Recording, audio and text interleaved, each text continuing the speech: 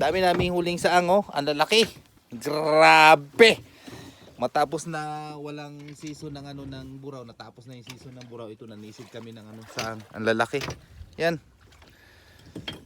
So, Mario Joseph, kasama natin si Tisoy at saka si Jeffrey.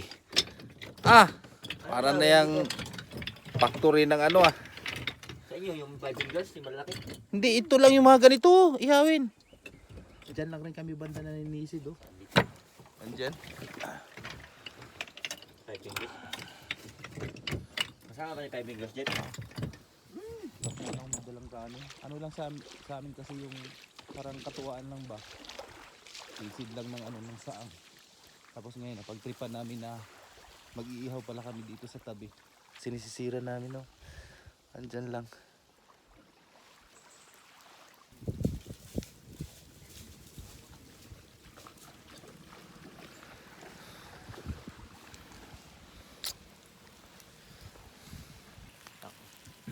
Luto na yung iba, oh.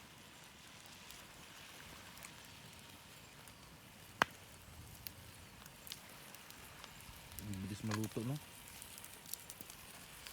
Ay, yun yung baboy-baboy ko. Kala ko, no?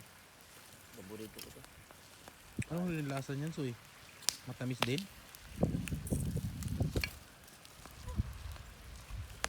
Tapos kung may dala talaga tayong kanin.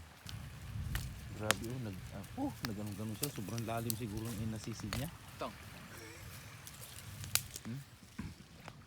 Sabi niya, ang lalim siguro yung nasisid niya.